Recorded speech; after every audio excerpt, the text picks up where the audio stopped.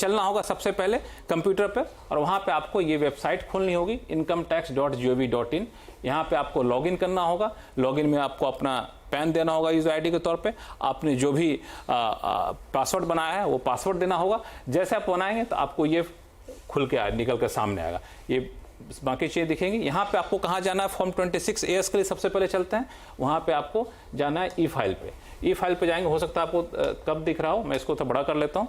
जब ई फाइल पे जाएंगे आप तो आपको यहाँ पे जो है सो ये दिखेगा, यहाँ पे इनकम टैक्स रिटर्न को लेकर सारी चीज़ें दिखेंगी।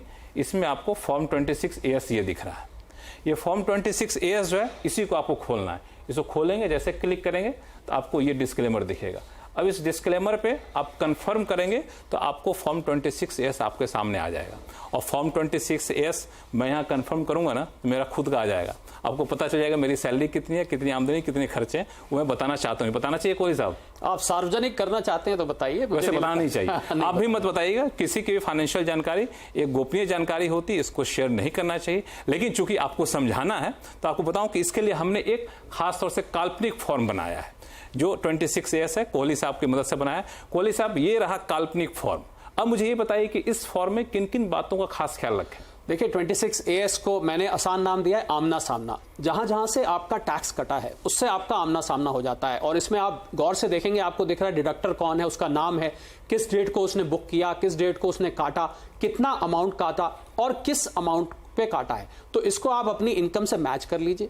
और बाई चांस ये मैच नहीं होता है लक्ष्मण, मान लीजिए इसमें डिफरेंस दिखाई दे रहा है, आपको लग रहा है कि 26 AS में कुछ है, मेरी इनकम तो कुछ और दिखा रही है, तो इसमें कोई चिंता की बात नहीं है। अगर आपको लगता है आपकी इनकम ठीक है तो आप वही भरिए, बाद में नोटिस आएगा, इस नोटिस का समाधान हो जाता है अगर आपकी बात ठीक निकले। लेकिन अगर आपकी जानकारी ठीक है तो हो सकता है नोटिस ना भी है। कई बार होता है कि फॉर्म 26 AS में कुछ जानकारी होती है जो गलत हो जाती है, जो आपकी जानकारी से मिसमैच होती है। तो आप इसके हिसाब से इनकम टैक्स फॉर्म भरेंगे तो कोई दिक्कत नहीं होगी। वो प्रीफिल्ड जो फॉर्म आता है उसमें बदलाव कर सकते हैं। जी हाँ, उसमें कर सकते हैं, क्योंकि वो डिडक्टर भरता है, कई दफे गलती हो जाती है। आप उसको बाद में, अगर आपको लग रहा है आपके फिगर ठीक है, तो उसका समाधान हो जाता है। तो ये रही बात फॉर्म 26 AS की। एक और फॉर्म बहुत महत्वपूर्ण है ITR भरते वक्त, वह है AIS। अब इस फॉर्म को कहां से लें, तो IS फॉर्म को देखते हैं। इसके लिए आपको जाना होगा इनकम टैक्स की वेबसाइट पे, जो हमने खोला था, लॉगिन किया ही हुआ है।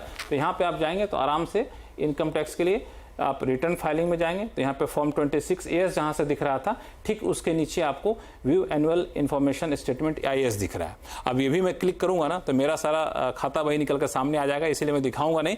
हम लोगों ने एक काल्पनिक बनाया है AIS, उस काल्पनिक AIS के जरिए आपको समझाएं कि AIS में क्या देखना बेहद जरूरी है। कोहली साहब, क्या देखें जब AIS फॉर्म खुल जाए तो? जी हाँ, AIS का मैंने नाम रखा है आईना। इसे समझिए, आपका फाइनेंशियल प्रोफाइल पूरा का पूरा इस पर दिख जाता है। आपने को क्रेडिट कार्ड से कितना खर्चा किया है, फॉरेन ट्रैवल कितना किया है, प्रॉपर्टी कितनी खरीदी है, अलग अलग संस्था इसको भरती हैं। तो इसमें ध्यान रखने वाली बात यह है कि ये आपके रिटर्न भरने के काम का नहीं है, रिटर्न भरने के काम का अप्रत्यक्ष रूप से है, पर ये प्रोफाइल बताता है। तो आप देखिए कि आपने जो खर्च किया है, जो आपकी इनकम है, उसमें कोरॉबरेट हो रहा है दोनों चीजें कि नहीं हो रही, उसमें मिलान हो रहा है कि नहीं हो रहा। इसकी सीधी इंफॉर्मेशन आयकर रिटर्न में कहीं नहीं आती। चलिए, मुझे लगता है कि अब तक आप समझ गए हो कि फॉर्म 26 AS और AIS का कैसे इस्तेमाल करें।